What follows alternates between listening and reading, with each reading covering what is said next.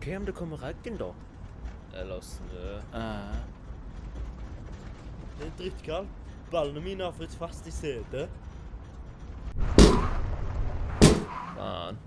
Burde ikke han roe seg snart da? Han burde være gode stein nå, ja.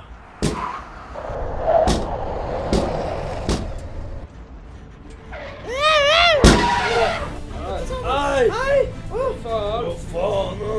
Jernardo, for faen! Jernardo! Fort! Hei, roe han da, Jimmy! Nei, hva faen, det slipper han. Kalle, tryk i det.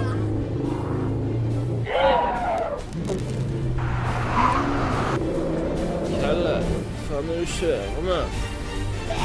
Med brems da.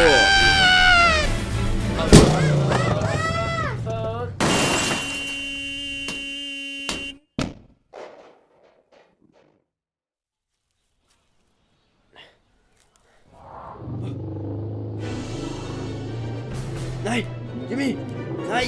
Du meg! Og Jani! Nei, jeg går til opp! Vent litt da! Jimmy! Nei!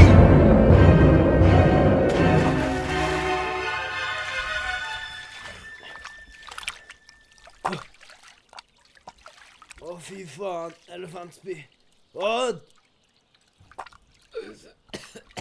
Fy faen, mann! Fy faen! Du holder på å drukne! Akkurat på samme måte som Jimi Hendrix! Det var faen meg nærmere på, altså. Jimi Hendrix? Han ble jo kvelt. Han ble kvelt i sitt eget spy. I sitt eget spy, ja. Hegner! Skal du takke meg, eller? Nå kan du være glad at jeg er bilen fra frontruta. Takk meg! Hva faen du holder på med, Geir? Det går ikke opp, skjønner du vel, og en stein der som sperrer. Faen, jeg redder livet deres, altså! Hvor ble det av Jimmy? Han snakker om sånn. Opp der! Hvorfor i helvete roer ikke Jimmy seg da? Hva er det med deg, forresten? Hva er det med han? Jeg tror han svelgte en av pillene til Jimmy. Nei, faen. Vi har gitt han feil. Vi ga han fra shoppen komposen. Vi har gitt han feil medisinering. Vi ga han fra shoppen komposen når han skulle hatt fra common shop-båsen.